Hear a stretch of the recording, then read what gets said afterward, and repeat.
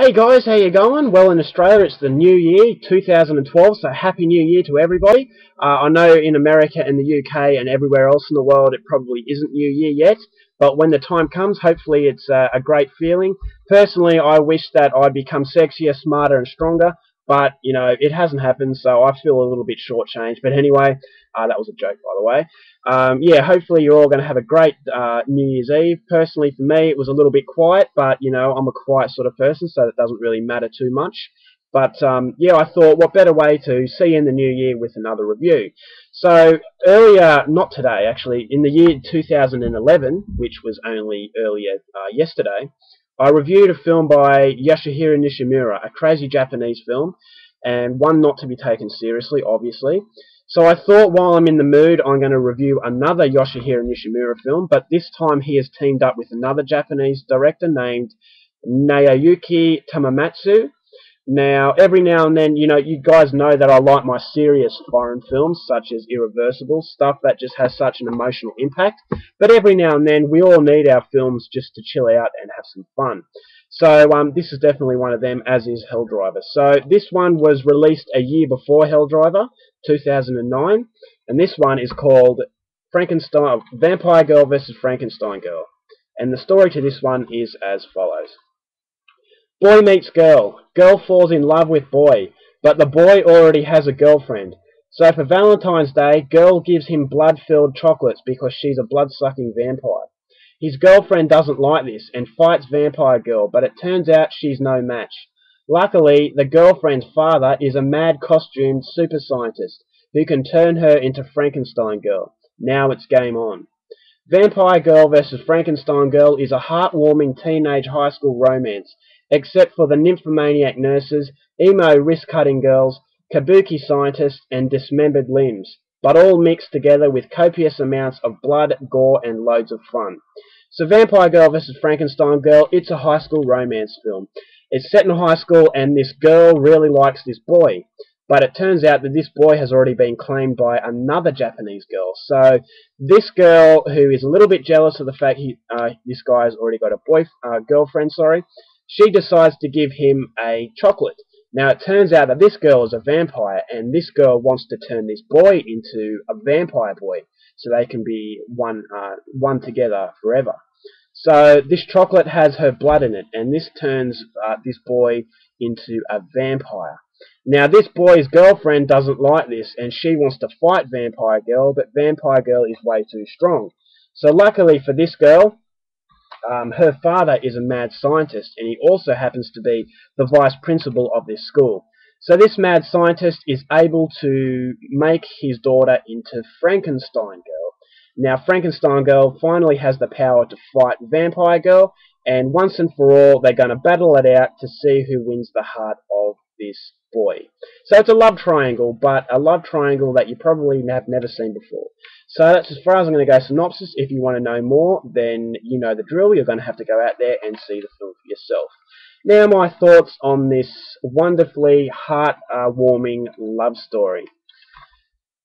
Only the Japanese could pull this off. Now, it's a crazy, crazy film. What more can I say?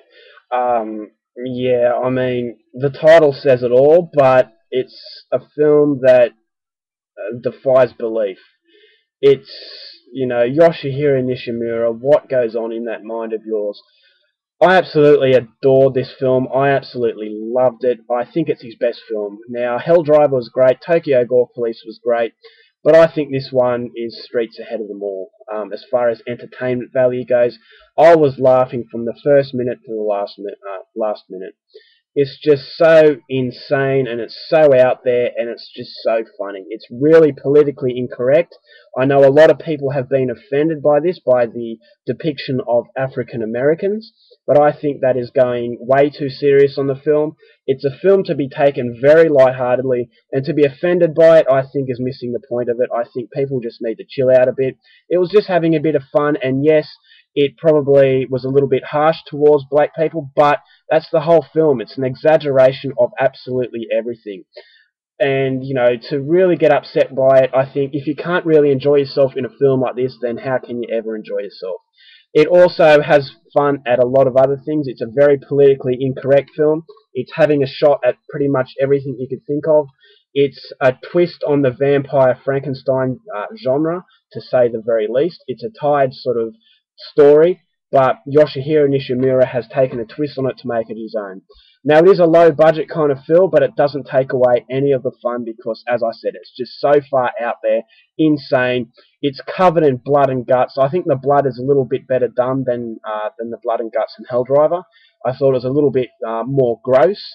It's not a film that's going to disturb you with the violence, although there is one scene, well, there are a few scenes that involve emo wrist cutters, and they're preparing for the high school national wrist cutting championships. So they're all standing there over a bucket, slashing their wrists, and whoever can draw the most blood wins.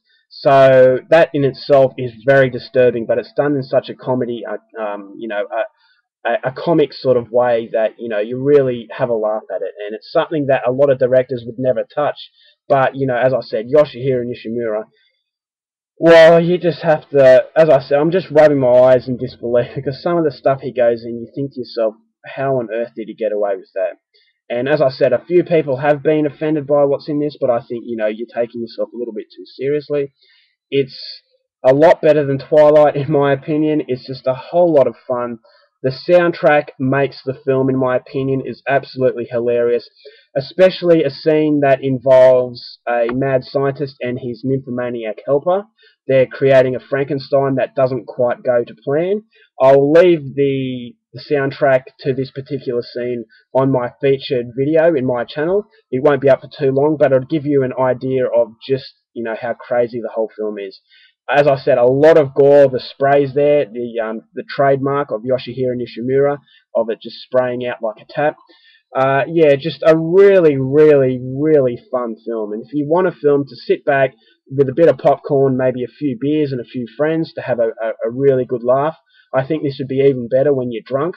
It's just a film that you can't take seriously. If you're going to take it seriously, or you can't sit back and have some fun with the film, you're going to absolutely despise it. But, it's one of the most fun films I have in my collection, and I'm so glad I bought it. The title put me off it, but I'm so glad I got it because, the title suggests a really wacky, fun ride, and that's exactly what you're going to get with Vampire Girl vs. Frankenstein Girl. It's my favourite Yoshihiro Nishimura film, and I hope he just keeps on churning out stuff like this because, directors like this, it makes it a much light-hearted sort of atmosphere, and that's something you need. You can't always have the disturbing sort of horror going at you 24/7 because it does, if you're in a really, really down mood, put on this and I'm sure it will brighten your day up just a little bit. So yeah, that's my review of this wacky film. I would highly recommend it, but just don't go into it thinking you're gonna be offended at every little thing it does, because it will offend. But just take it for what it is, a very light-hearted, funny gore film. Alright guys, that's my review for this wacky film once again. That's probably my last Yoshihiro Nishimura film review for a while. I'll get back into my serious sort of stuff. So I hope you enjoyed this one, and I hope you have a fantastic start to 2012, and I'll no doubt see you in the very near future. So have a great day, and I'll see you later. Bye.